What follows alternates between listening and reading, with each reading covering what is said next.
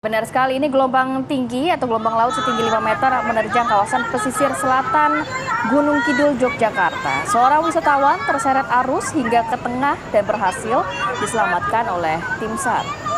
Beginilah pemirsa video amatir yang sempat diabadikan seorang wisatawan, di mana terlihat satu orang wisatawan yang sedang bermain air di pantai terseret ombak hingga ke tengah. Beruntung personil SAR yang siaga di lokasi berhasil menyelamatkan wisatawan tersebut.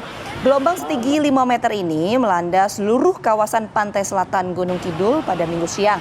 Selain merusak sejumlah lapak pedagang dan gazebo, gelombang juga menghanyutkan sejumlah perabot warung yang ada di bibir pantai. Meski belum ada laporan kerusakan berat, namun di sejumlah titik pantai pemirsa seperti saya sebutkan di Pantai Pulang Sawal, kemudian Somandeng dan Pantai Drini, sejumlah lapak dan warung mengalami rusak ringan. Gelombang tinggi juga merusak sejumlah perahu nelayan dan melumpuhkan aktivitas para nelayan.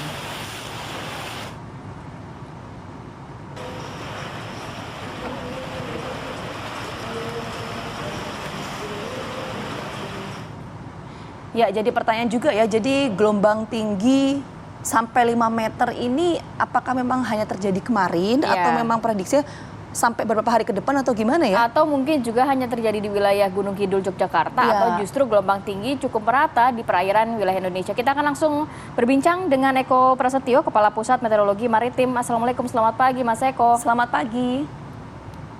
Selamat pagi, waalaikumsalam warahmatullahi wabarakatuh. Ya, Mas Eko, kalau melihat informasi yang baru saja kita berikan mengenai gelombang tinggi yang terjadi di wilayah Yogyakarta begitu ya, setinggi 5 meter.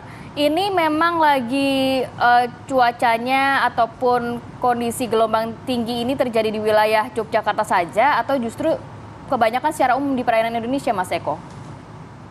Ya, memang saat ini hingga tanggal 20 nanti, bahwasanya di beberapa wilayah perairan di Indonesia, khususnya di sebelah barat Aceh, Sumatera Utara, Sumatera Barat, kemudian Sumatera Selatan hingga Lampung, juga sebelah selatan Jawa Barat hingga sebelah selatan Nusa Tenggara. Ini tinggi gelombang berpotensi bisa terjadi antara 2,5 hingga 4 meter, bahkan bisa sampai 5 meter. Ini adalah bagian dari dorongan angin yang sangat kuat dari arah timur tenggara menuju barat dan barat laut. Ini harus diantisipasi oleh masyarakat pesisir, utamanya untuk keperluan aktivitas para nelayan, juga untuk pariwisata. Ini agar lebih bisa beradaptasi dan menyiapkan mitigasinya terhadap ancaman yang bisa saja timbul yang merugikan kita semua. Kemudian. Oke Mas Eko, ini tanggal 20 tuh maksudnya 20 bulan ini, bulan depan atau bagaimana spesifiknya? Iya, tanggal 20 bulan Mei tahun 2022.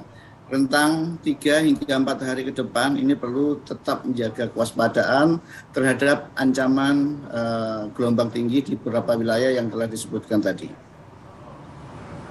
Dengan adanya gelombang tinggi ini, apa yang perlu dikhawatirkan oleh masyarakat khususnya untuk di wilayah pesisir, Mas Eko? Ya, ketika terjadi gelombang tinggi ini, tentunya masyarakat pesisir, utamanya masyarakat yang bermata pencarian sebagai nelayan, ini akan mengalami kesulitan dalam beraktivitas ya. Memang potensi ikannya cukup besar untuk ditangkap, namun di dalam menuju ke daerah tangkapan ikan, tentunya perlu memperhatikan kondisi ekstrim dari gelombang ini.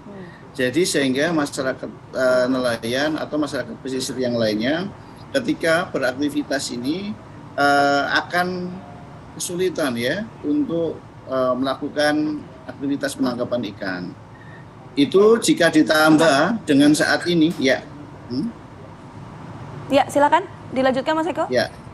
Tentu jika ditambah dengan saat ini yang berbarengan dengan fase pasang maksimum, ini tentunya juga semakin menyulitkan masyarakat pesisir dalam beraktivitas. Oke, artinya ada keterbatasan aktivitas untuk masyarakat ya. Tapi begini Mas Eko, kalau tadi Mas Eko mengatakan bahwa nanti pihak BMKG ini kan memprediksi sampai tanggal 20 bulan ini akan ada gelombang tinggi, bahkan tadi tingginya sampai 5 meter. Bagaimana kemudian proses komunikasi antara BMKG dan juga pihak-pihak terkait lainnya untuk mensosialisasikan mengenai hal ini? Karena kemarin pun juga bahkan berita yang tadi sempat kami tayangkan sebelumnya Mas Eko, bahwa sempat ada tim SAR yang kemudian menyelamatkan 7 wisatawan dan juga beberapa wisatawan lainnya yang kemudian ini sebagai bentuk antisipasi agar hal serupa tidak terulang kembali, Mas Eko. Ya, BMKG sudah harus memastikan bahwasanya informasi peringatan gelombang tinggi ini harus sampai ke masyarakat, bisa melalui petugas-petugas pelabuhan perikanan setempat atau petugas-petugas pelabuhan di semua wilayah seluruh Indonesia. Itu yang pertama. Masyarakat nelayan atau masyarakat pesisir dan masyarakat pada umumnya juga bisa mengakses informasi cuaca maritim ini di info BMKG, di App Store info BMKG, atau melalui informasi dari websitenya BMKG. Juga masyarakat nelayan, masyarakat pesisir ini sudah memiliki komunitas khusus, memiliki grup-grup WhatsApp ya, Instagram atau Telegram atau sosial media lainnya yang terhubung langsung dengan BMKG. Di situ ada tim dari BMKG yang siap memberikan advice, memberikan arahan terhadap apa-apa yang perlu dilakukan oleh masyarakat nelayan atau masyarakat pesisir terhadap ancaman cuaca ekstrim yang bisa melanda di wilayahnya. Baik, berarti memang gelombang tinggi ini tidak hanya mengganggu aktivitas dari para nelayan, tapi juga harus dikhawatirkan para wisatawan ya Mas Eko ya, yang memang biasa juga untuk bermain air di wilayah pantai yang tadi Mas Eko sebutkan beberapa wilayah tersebut yang menjadi kekhawatiran kita bersama. Iya, betul. Masyarakat yang Iya, gimana Mas Eko? Masyarakat yang berwisata, masyarakat yang sedang melakukan kegiatan wisata di pesisir-pesisir atau di perairan yang mempunyai keekstriman pada gelombang laut yang sangat tinggi tadi, tentunya tidak perlu memaksakan diri untuk melakukan aktivitas karena sangat berbahaya buat dirinya terhadap ancaman terseret gelombang dan arus laut dalam wilayah yang cukup luas. Oke, Mas Eko sekali lagi yang harus kemudian diwaspadai juga ini adalah sekali lagi soal mitigasi ya Mas Eko ya. Saya ingin mendalami tadi pernyataan dari Mas Eko. Apakah kemudian proses sosialisasi ini sudah berjalan efektif selama ini? Komunikasi antara BMKG dan juga pihak-pihak terkait lainnya berkaitan dengan hal ini? Ya, sangat efektif sekali.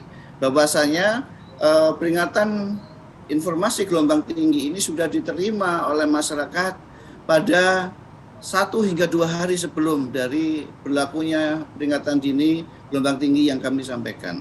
Ini adalah bagian dari Silakan Mas Eko lanjutkan. Ya, ini adalah bagian dari upaya BMKG yang terus dekat dengan masyarakat melalui upaya-upaya edukasi dan literasi untuk masyarakat pesisir pada khususnya. Baik, ada juga mungkin kekhawatiran masyarakat terjadi banjirop ya di beberapa daerah ya. Kabarnya juga BMKG memberikan informasi kurang lebih ada 17 wilayah berpotensi alami banjirop. Untuk banjirop sendiri seperti apa Mas Eko?